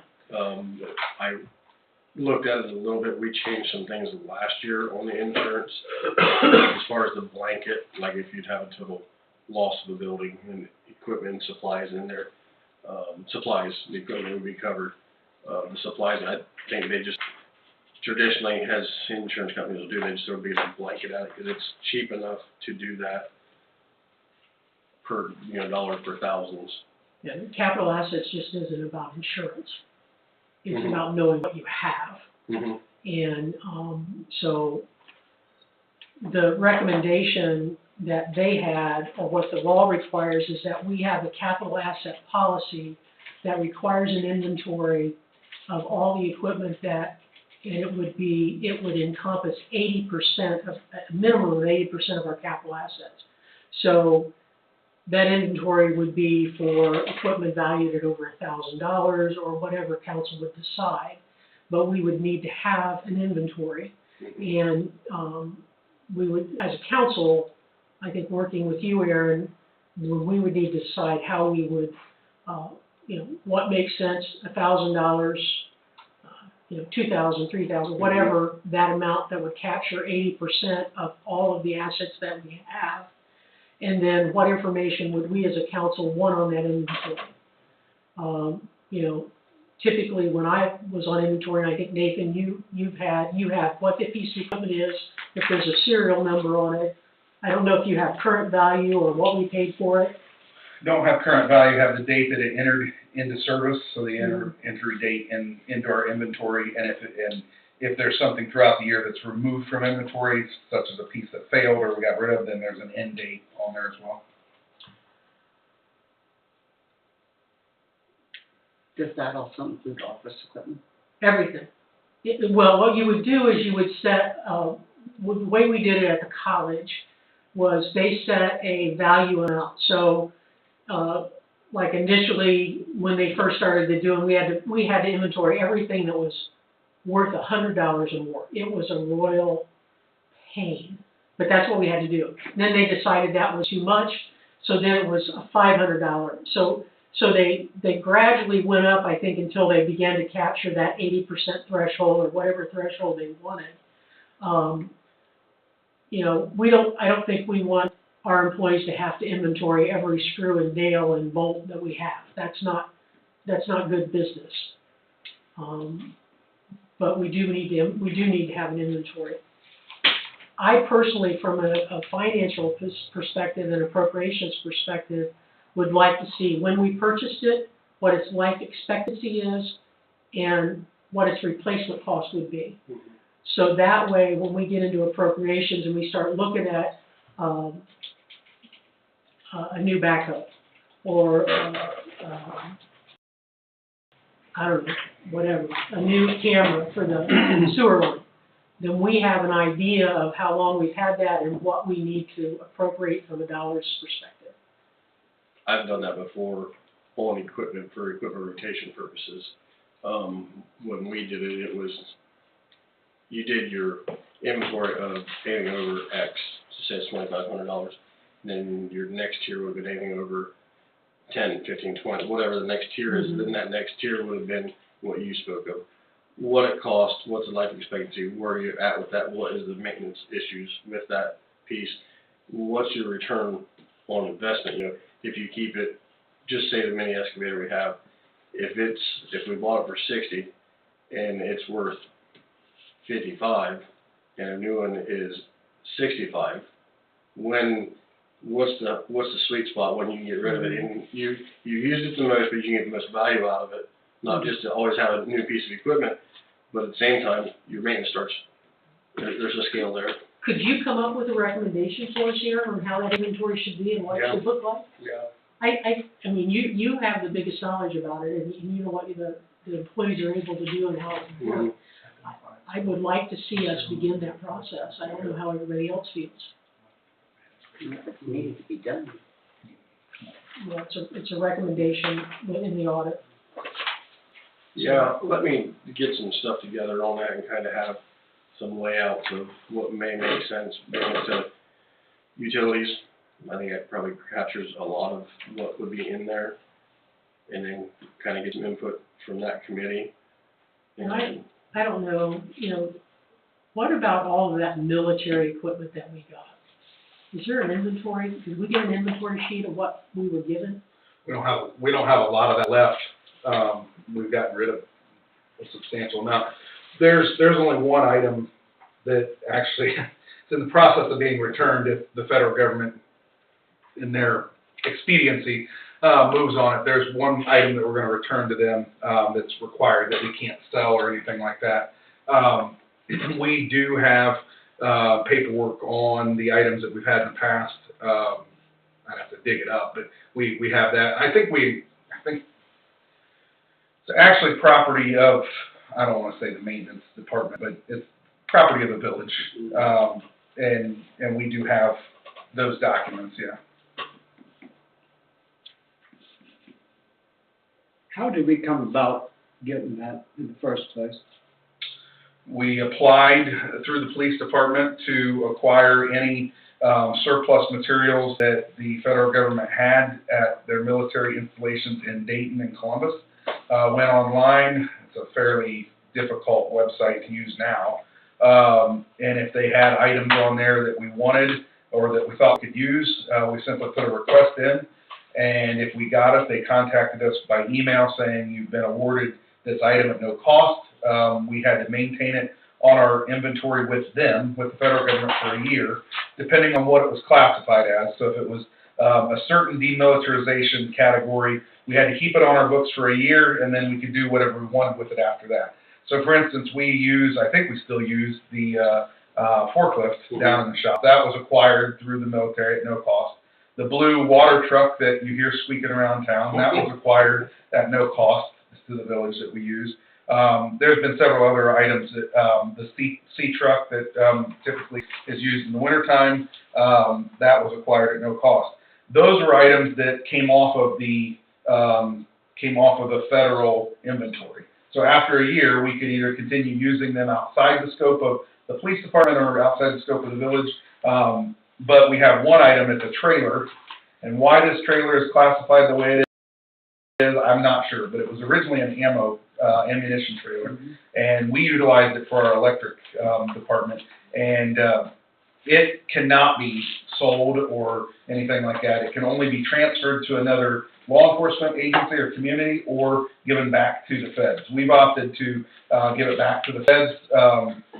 They are in the process. They did an audit, I think it was last summer, they came in and did, or last fall, and did an audit and looked at it, and we said, we don't want this anymore, we've told you that we don't want this anymore, can we start that process? And they said, yep, we'll get you all set up, and it's still sitting in our lot. They don't want it either. It might have changed things. They do not. When I was in the military, when they declassify something like they call DX, and once it's DX, it's released. Mm-hmm. So apparently when we bought this, it was never DX. It's possible. It's possible. We actually had a de-icing truck. Do we still have that? Okay. That was originally a classification that we could not do anything with. Through the course of time, they said, why is this, we don't want this, so they changed the classification and allowed us to do it. But for instance, this desk and the wooden chairs, which I think are in the back, and the fiscal officer's desk, those were actually on a scrap pile to be thrown away. And when, at that time, Howard Trott and Fred Rowe were the representatives for me that went down to look at the stuff, the guy that was helping them said, hey, you don't have any use for this stuff, do you? It's on the scrap pile, we're going to throw it away. And they said, well, yeah, we could use some new desks. I think the village administrator and mayor's desk are the same, are also demilled, and so they brought those back, and there was no paper trail on that at all because it was in the trash pile. But through the course of administration changes, as well as just the whole political drama of demilitarized stuff going to law enforcement, some of the policies and procedures have changed. making it a lot more difficult to acquire property. So we have not, we've not pursued any of that, just primarily because I don't have the time to, and you now have to schedule a month or two in advance to go to Columbus, and there's a whole lot more hurdles that you have to jump through to do that. But certainly we've acquired some good equipment that we've used and are still, as evidenced by the desks and stuff like that, still using today.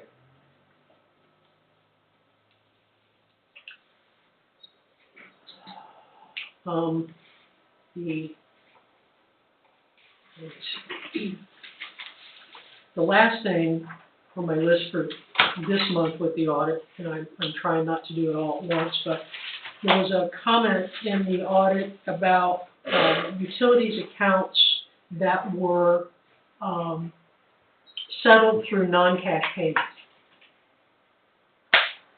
I'd like to know what that was and how that was done. That was part of the comment about no policy for delinquent accounts, and that there were accounts that were settled for non-cash payments. And if we've done that in the past, we've set a precedent, and we need to find out what that precedent was and how we undo it.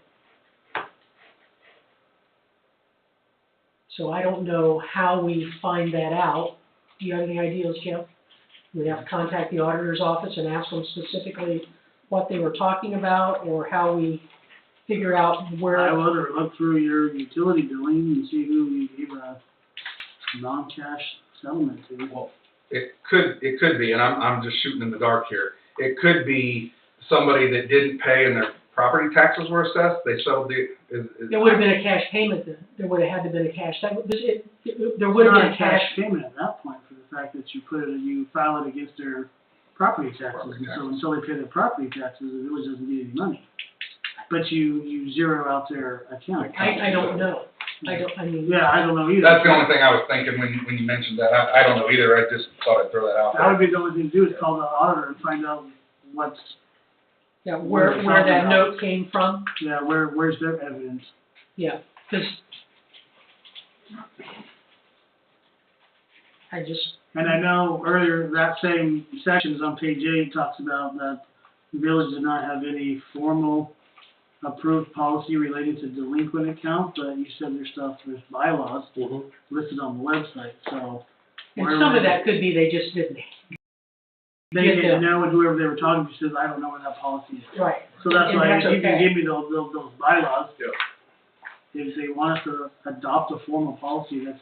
I'm pretty sure on those, on the delinquencies, it's on, I think there's an ordinance, because Bina has a whole file of the ordinances from the rate schedule and everything else. That would have been probably established under the Board of Public Affairs, And just years ago, yeah. Somewhere, I'm not sure. I can look on the website and I'll look through it, but if it talks about. Good I think it's on legislation. Yeah, Yeah, it's on the website. it's on. I'll look at the website then, but if it talks about delinquent accounts, that's the policy right there, so whoever they were talking to just didn't know. Right. So, and it's not in one of the findings, it's just a recommendation. So you weren't deemed on the audit, they're just saying this is recommended. Their concern was consistency, how we handle non-cash Right. adjustments and how we handle delinquent accounts, just to make sure that we were being consistent. I'd be surprised if it wasn't just when we put it on taxes, assess things. I just want to know for sure what it Yeah. was. It's under recommendations, and it was item 2. Utilities, delinquent accounts, and non-cash adjustments. Disconnections, okay. Yeah, that's right on the website, so. Who all did they talk to? It says, however, there's no formal approval policy related to non-cash adjustments and no evidence of approval of the non-cash adjustments that were made. So we made them somewhere, but there's no. Well, if you're gonna file it against their property taxes, that's approval. But whether or not, maybe there's no formal resolution to put that one. There wasn't. Well, Yeah, so then- maybe that's what they're talking Well, about. then Maybe it goes- maybe the village did do non-cash adjustments against property taxes, but there was no formal resolution to do it. Because then it goes on though to talk about write-off or submission of account balances to county auditor to be assessed against property owners with proper approval, authorized purposes for non-cash adjustments, and proper approval of non-cash adjustments. So it's listing sending money to the county auditor and non-cash adjustments as two separate things. So we need to find out what that was. That's my whole point. We can beat it to death tonight. Call the auditor and find out. Yeah, we need to find out what that is. Is that something, Sarah, you can do, or, okay, you and whoever? And you just want to keep them talking about completion. All right. Can we get a motion to adjourn?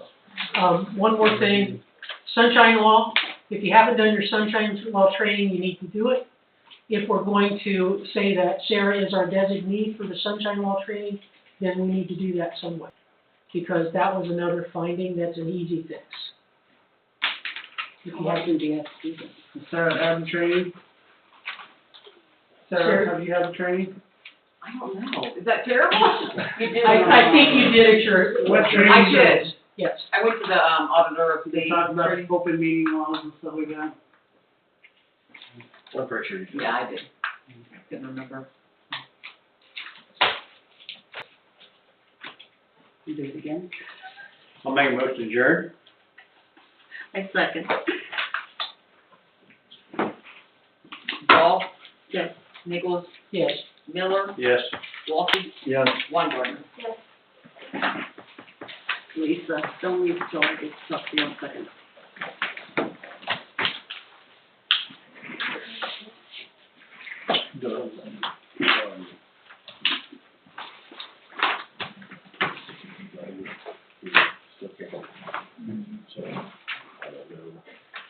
I mean, it was some time point.